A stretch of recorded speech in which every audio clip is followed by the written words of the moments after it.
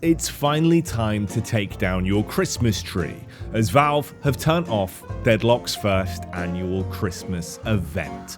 The cursed apple has lost its holiday cheer, but has gained a whole load of new heroes. Welcome to Patch Notice, let's get right into it. For the 17th of January, we saw an update in which Valve released a new blog post stating they've added 4 new heroes to the game. But that's not all they did. No patch notes for this one, so I've done some deep diving and found there was a few new things that eagle-eyed players would have spotted. Namely, this Fogwell van has been switched out for a new model. You can see the before and after comparison on screen now. A few of the Fogwell vans have been overhauled for this new model that comes in a variety of different colours. Not all of them are gone though, they are still available in the game, so it's not a one-for-one replacement, it is just the addition of some new visual flair and another new model littering the streets of New York. You can see it's actually quite a pretty design. I enjoy that. Nice little addition there. Let's get onto the meat and potatoes though. The 4 new heroes that have expanded the roster. Now, these heroes have actually undergone quite a few changes. If you played them back in Hero Labs, you would have thought, they're going to be coming in quite similar. No, not at all. They've absolutely changed nearly all of them to some degree. The only one that remains relatively unscathed from its Hero Labs graduation is Holliday. We'll start off though with what used to be known as Magician. These days, he goes by a different name. The magnificent Sinclair, a magical man. He's full of tricks, one of them being his brand new ultimate that we'll get to a little bit later. But let's have a look what the magnificent Sinclair can get up to.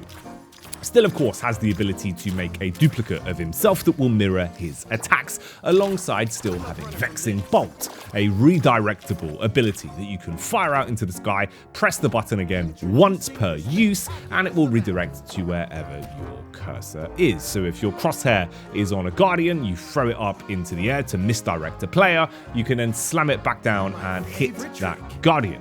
Of course, using your Spectral Assistant as well, you're able to double up the firepower as it will mimic all of your attacks. Rabbit Hex still remains as well, but the model is now actually a bit of a jazzy looking rabbit rather than a placeholder frog. Audience participation though is the big item. This is his new ultimate that allows you to steal any ultimate from any other hero in the game. Now, if you use this alongside Refresher, you can have 2 ults at once, so get on that before it gets patched. Moving on though, you'll need to patch up all the scratches in your furniture because there's a new cat in town. You can now literally play as her cat, the Peterbald cat that is the namesake Ava. Interestingly enough, I've seen a lot of players that didn't realise you can actually do a lot as this cat form. You can mantle, you can wall jump, you can get into some positions that even Calico herself can't actually reach, and scamper all over the map, being invisible on the minimap itself. It's a bit of a weird kit design. She's more of a stealth-based hero now, with some gloom bombs that she can fire out to do burst damage.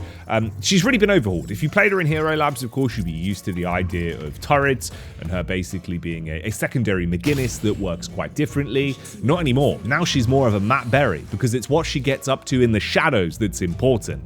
With her ultimate, Return to Shadow, where she'll go invisible upon returning from visibility. She'll burst damage out and do a boatload onto enemies, amping herself as well. Like I was saying, this is one that you're going to want to play around with, and one for the lore nerds as well, as she's now part of the Baxter Society. Feel free to pause this and see the comparison between her old lore and her new lore. She's not the only character that's had a slight change when it comes to their lore though, as Vyper is now spelt with a Y. And why? Because she slivers. Look at the speed on this. Of course, this was an ability that was available back in her Hero Labs iteration, where you can slide all over the shop, doing more damage, having unlimited rate of fire really, and just being able to bombard people to bits with the sheer level of lethality that this slivery snake can output. Similar kind of vibes here, but her kit is kind of tweaked in some ways. She's very very aggressive now. She'll actually morph more into a snake when sliding as well. You can slide uphill. Damage on this is absolutely unbelievable right now. Feels like it really does need a bit of a tweak. You can see her just bursting entire lobbies to bits. Squishy, but high DPS, high rate of fire, and a really large magazine when you factor in the fact she's always sliding. So get around and maybe try her out before she gets nerfed. On to my favourite of the bunch though, Holliday, finally added to the game. This is a character that I feel like has had a really complete kit for quite some time, but even Yoshi at one point wasn't convinced and was saying they were unsure if they liked the kind of Batrider style ultimate with the whip being the final piece of her kit, but that's still in, and things haven't really been tweaked at all. She's got all the classics that you'll be aware of if you played her back in Hero Labs: bounce pad, the bombs, crack shot to do the extra headshot damage, and of course her lasso. And she is a bit of a Wonder Woman. Very fun to play. Great movement character, incredible damage. You can feel the amount of DPS you can output with this as well. You get those headshots off. It feels very satisfying being able to just bully people in lane.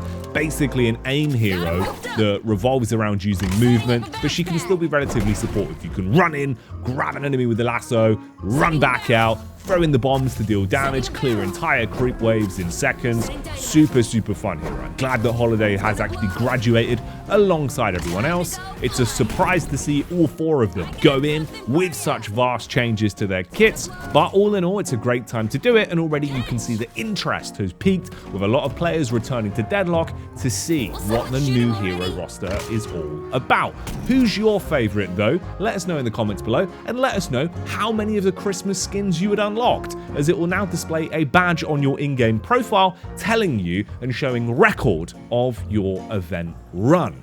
Meanwhile, one of the last tweaks inside of this patch is that the theater, or the theater if you will, has undergone a few more visual adjustments. Looks like Valve are adding a few more bits to this prefab, starting to jazz it up a little bit, add the details and the bells and whistles to get it closer and closer, of course, to a release-ready model.